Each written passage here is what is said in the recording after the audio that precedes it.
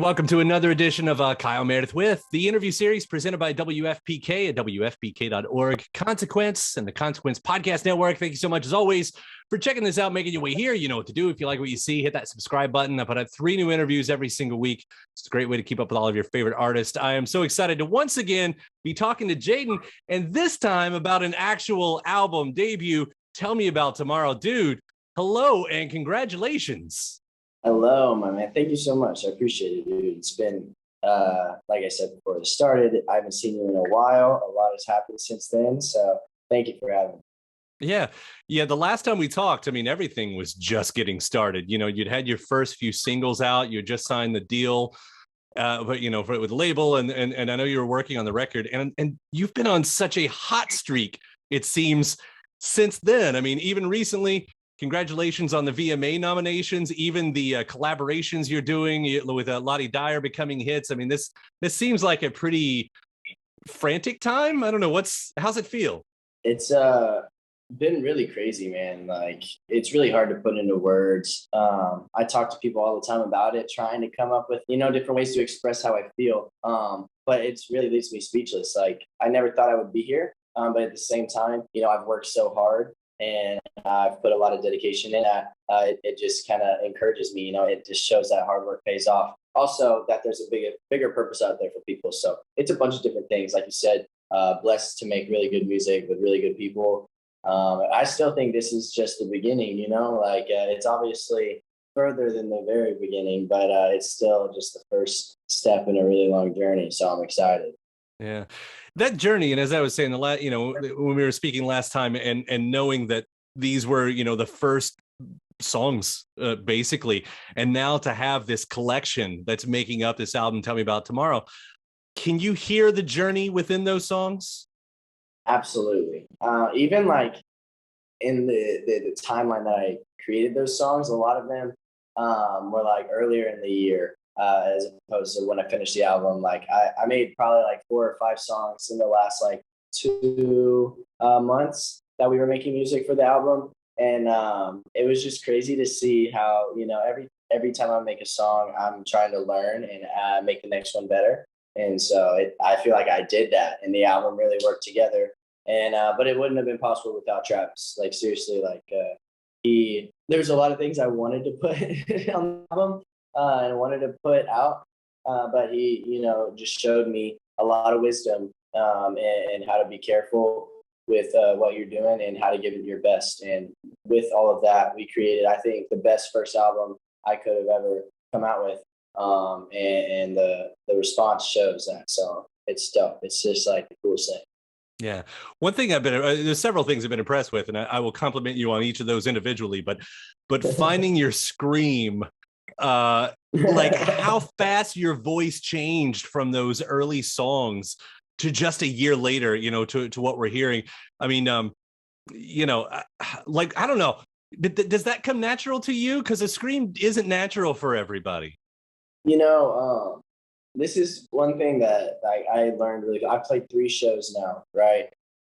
I've had really, really cool opportunities. The last one I played was Lollapalooza, which was absolutely insane. What people don't understand is, like, recording in a studio is super different from like singing in real life performing, because you get to do it over and over and over again. And these songs, like, before I ever really knew how to do anything, I would just try stuff because I always loved challenging myself. But then there came a time where I have the best vocal coach in the entire world. Her name's Valerie Morehouse, and she actually teaches me the correct way to sing, which is like, I didn't know that was like a thing. I was super like ignorant to all the things that are needed to, be known to be like one of the greatest. And I was like walking around like, I'm going to be like such a great singer. Little did I know how like far away I was from that. So I meet with her all the time, and she literally teaches people like how to scream, and stuff like that. Funny enough, I haven't talked to her about it yet, and I just kind of went for it in my songs, because it's like, I just decided, like, I know what I think would, like, if I heard it, I'd be like, oh, that's fantastic. And there's something about just like screaming that carries a lot of, obviously volume, but it carries a lot of impact on people, and especially putting it in places that people wouldn't expect. So it was it's like a big part of my music actually. Like people don't even know. I'm so like glad that you brought that up because there's like a band called Silverstein. Hmm. That's like a really melodic, uh, I'd say beautiful like pop punk band that incorporates like screaming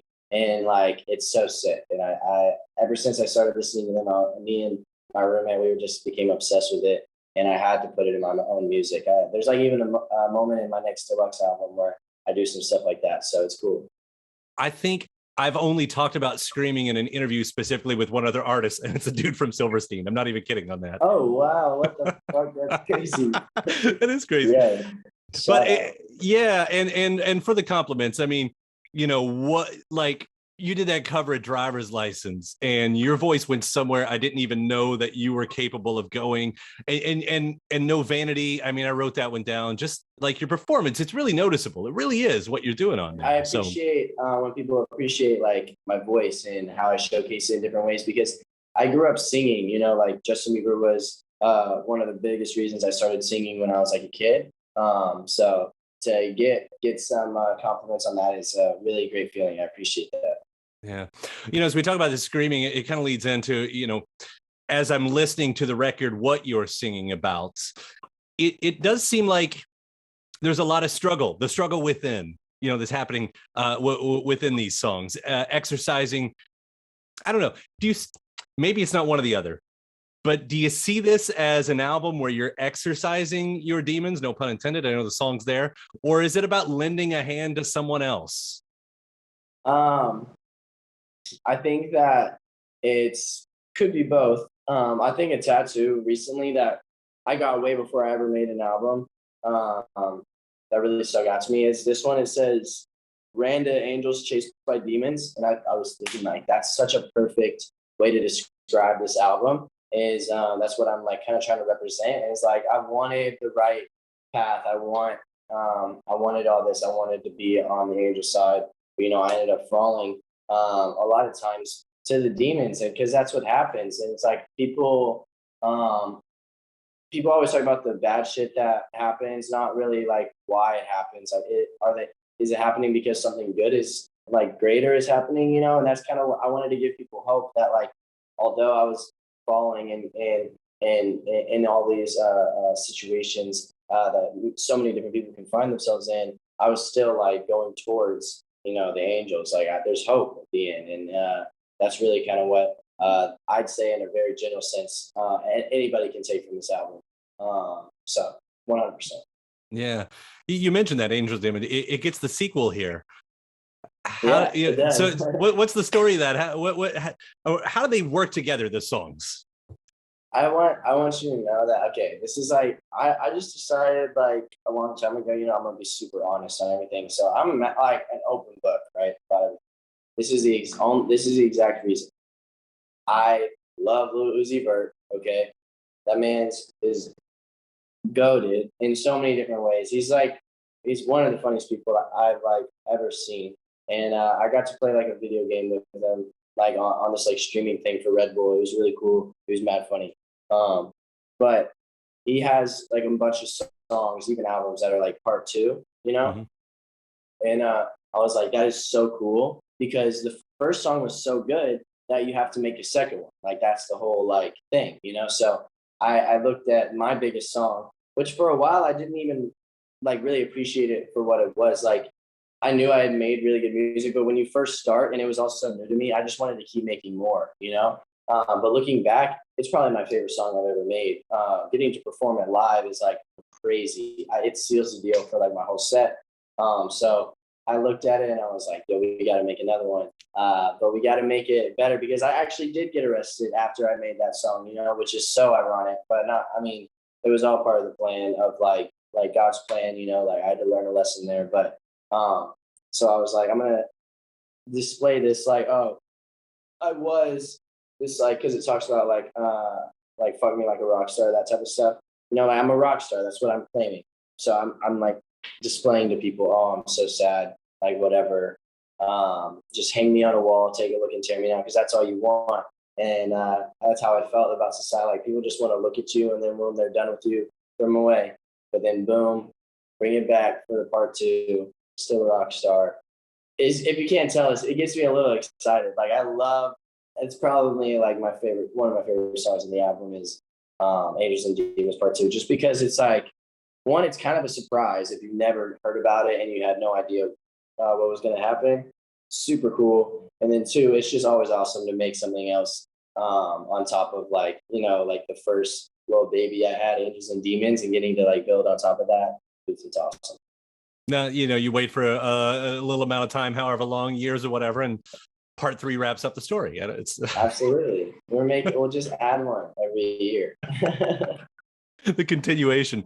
Yeah. Also, the sort of the meta moments in here. You got a song DTA. I'm sure that is named after the label. I mean, naming the song. Yeah, absolutely. Yeah. It's 100% after the label. Like being the only person signed to Travis' label. He's had a lot of people come in that he's talked about signing. I think there's going to be a lot of cool opportunities in the future for there, but for now, it's just me and Trav. So, like getting to talk about what that means and putting it in a song was cool. Really, the song was just fun because it's like everybody has like an ex, and obviously it's like a breakup song. So, people like to relate to that type of stuff, even though everyone wants love and I have love and Travis has love. It's like just saying like love is dead and don't trust anyone, because everyone wants to have that, that side of them that they're able to go to and like feel good about shitting on stuff. You know what I mean? It makes it fun, as a fan, kind of finding those moments in there, though, just knowing, the backstory of everything. And I know that Travis, he obviously plays such a huge part in your life as the producer and the songs too. I mean, you've got it's been talked about, A Wasted Year. I think is it an actual sample or is it just leaning into the Blink-182 sounds?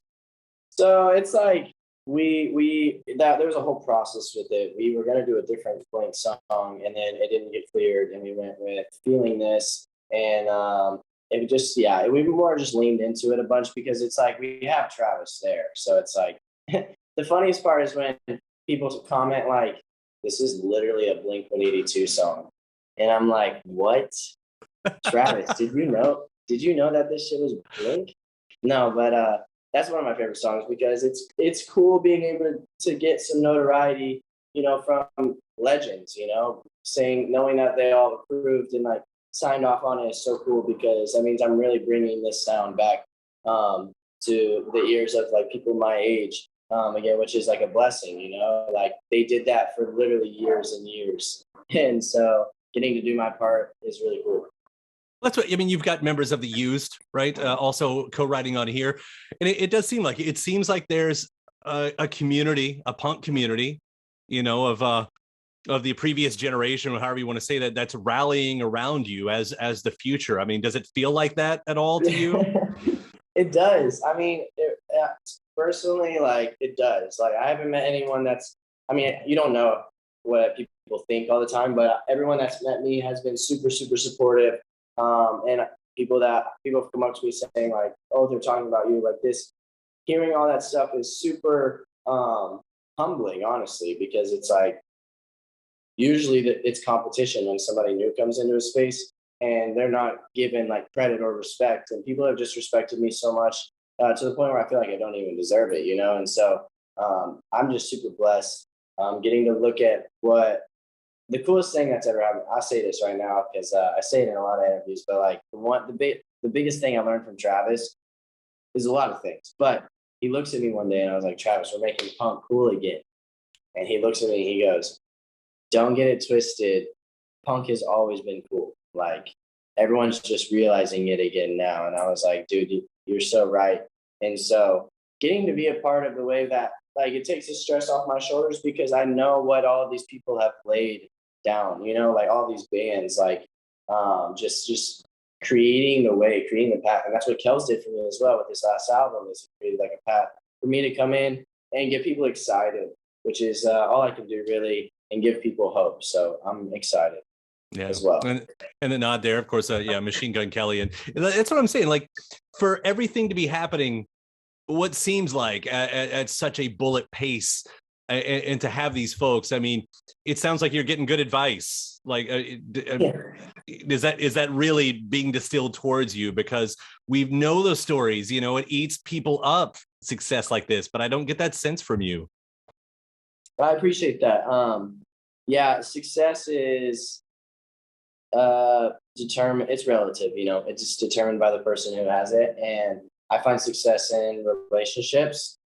Personally, I obviously it's impossible to keep every relationship you have.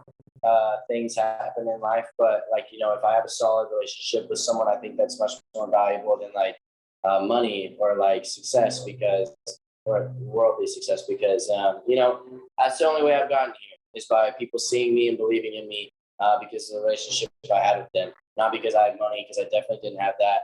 And like, yes, I had followers, but I only had followers again because of the people I met, and they encouraged me to like do stuff like that. So I'm honestly just blessed. Like, I couldn't ask for anything greater. I've learned so much in this past year. You have no idea. It's been like I've learned more in this past year, 2 years than I have the rest of my entire life. So at first it was kind of scary, but now it's super exciting because now I get to use these lessons and apply it to my life, and go on and continue to make an impact on people. Yeah. Well, I know you got the shows on the way, 3 shows under your belt. One of those, a Lollapalooza stage, as your second show ever to be put on one of the biggest stages in the world and come out of that shining. And you've got the Machine Gun Kelly dates on the way and your own headlining dates. What's this tour going to look like? Because you got your album and your songs. Are you going to be bringing out the covers as well? Oh, dude. So my deluxe isn't out yet. So the people who are going to the first like week or 2 of the shows, I'm putting 2 songs from my deluxe in the set. So that's gonna be really, really fun. I'd say, I mean, they're better than anything I've made so far. And like, I can say that because I'm only making the music, and that's like what I go for every time. And with these, they're like really, really fun. Super, super crowd pumpers. I don't even know if that's a word, but like they're gonna get the crowd excited, and I'm just blessed, man. Like, the people who are on this tour are really here for like the right reasons. MGK, I think, picked a perfect lineup. Me getting to be direct support is like craziest thing. I just have to say thank you I'll thank him for the rest of my life because it's the greatest opportunity. But I'm gonna fill up the shoes that are in front of me. You know, like, I'm not about to walk in here like whatever. Like, I really love music, and I really love putting on a show for people, and I really love my fans, you know. And so all of that combined, it's gonna change people's lives, man. I swear on everything. Like, I can't express enough how much I want every single person to be at these concerts, because they're gonna be crazy. I'm gonna get everybody I can in. Like, seriously, I don't care. Like, it's gonna be crazy. I'm excited to be there, and I'm performing, you know. So I'm pumped. All the right reasons right there, man. All the right. I think maybe, if I remember right, you might be coming through Louisville too. So Yeah, wherever, if I got to drive, I'll drive, you know, if it's not here. dude, So one way or the other. man. We're going, like, MGK really is dedicated to this shit, man. No one else is doing a tour like this. It takes a lot of grit. It's 36 stops in 50 days. You know, that's a heavy tour, and we're going all across the United States, like sometimes twice. So we're gonna do everything. Everybody's gonna have a chance. So I think people should take it if they can, because it's gonna be crazy. I can't explain. We leave in 6 days. Let's go. 6 days. Well, awesome, man. I will see you out there at one of those shows at least, maybe a few too. Jaden, congratulations. Tell me about tomorrow. This is such a great debut album, such a great album and all. And, you know, congrats on all the success that's came to you.